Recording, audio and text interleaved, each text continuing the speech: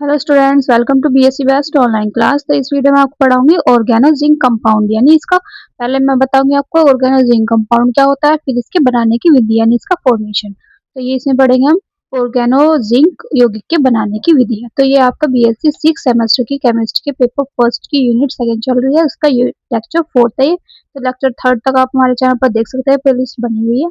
उस प्लेलिस्ट का लिंक आपको डिस्क्रिप्शन में मिल जाएगा, वहां से जाके आप सारे लेक्चर्स देख सकते हो। यूनिट फर्स्ट भी मैंने कंप्लीट करा दी है। तो अब देख लेते हैं ये ऑर्गेनो जिंक यौगिक होते क्या हैं। तो फर्स्ट हेडिंग डालते हैं हम पहले ऑर्गेनो जिंक यौगिक, फिर इसके बनाने की विधियां देखेंगे।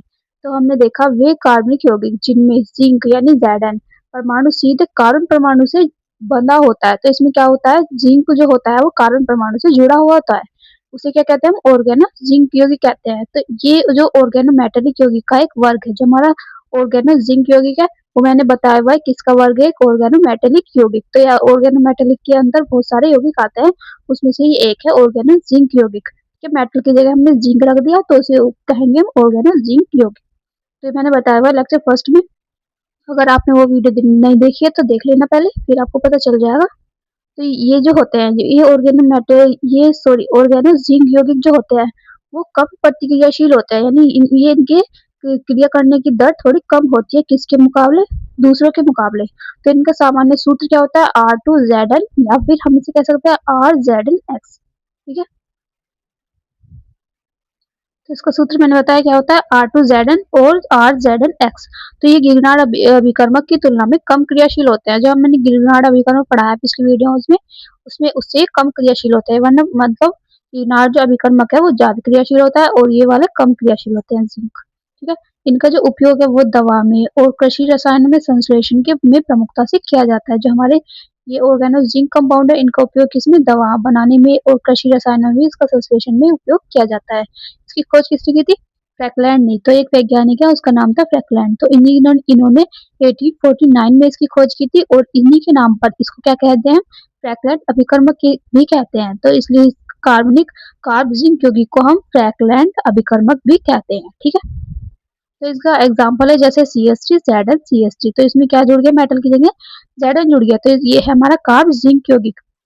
ये CH3 single bond Zn single bond CH3। दूसरा एग्जांपल है C2H5 Zn C2H5। ठीक है, तो ये हमारा डाइमेथिल जिंक और ये हमारा डाई एथिल जिंक। नेक्स्ट देख लेते हैं हमारा कार्ब जिंक यौगिकों के बनाने की विधियां, यानी जो हमारे ऑर्गेनो जिंक कंपाउंड है उनके बनाने की विधियां देख लेते हैं। पहला है, इसमें पहली हेडिंग डालेंगे एल्किल हैलाइड से। तो एल्किल हैलाइड से हम बनाएंगे कार्ब जिंक यौगिक। जब C2H5 से हम Zn धातु के साथ क्रिया करते हैं तो क्या बनता है, हमारा एथिल जिंक आयोडाइड बनता है, जो अवगठित होकर क्या देता है, डाई एथिल जिंक देता है। तो इसमें क्या होगा, दो अभिक्रियाएं होगी। पहले हमने ये C2H5 से Zn की क्रिया करानी है और फिर जो बनेगा उसकी उसका अपघटन कराना है, फिर क्या बन जाएगा, हमारा डायथिल जिंक बन जाएगा। तो इसकी अभिक्रिया करके दिखाते हैं।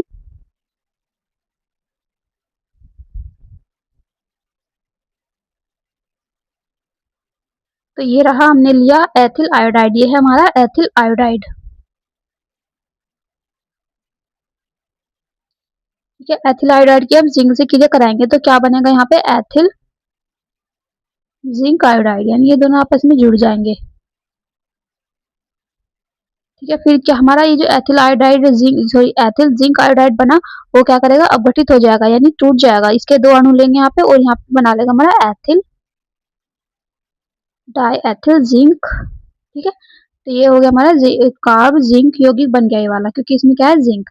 तो और ये क्या, हमारा यहाँ से जिंक आयोडाइड बाहर निकल जाएगा, तो ये बन गया हमारा कार्ब जिंक यौगिक। ठीक है, तो इसकी पहली बनाने की विधि आप देख लेते हैं। सेकंड इसकी बनाने की विधि थर्ड लेक्चर में हम ये पढ़ेंगे, फिजिकल एंड केमिकल प्रॉपर्टीज, यानी इसके नेक्स्ट लेक्चर में, सॉरी लेक्चर 5th में क्या पढ़ेंगे, physical and chemical properties of organo zinc compound. तो इसमें देख लेते हैं हमारा सेकंड सेकंड हमारा बनाने की विधि है, इसमें कार्ब एल्यूमिनियम यौगिक से बनाएंगे हम क्या, कार्ब जिंक यौगिक।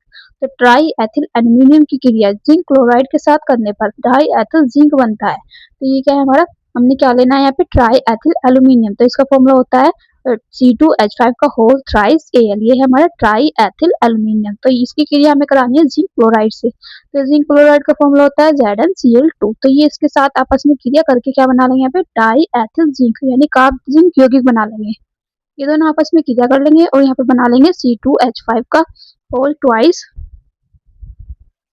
Zn। ठीक है, ये बन गया हमारा डाई एथिल जिंक।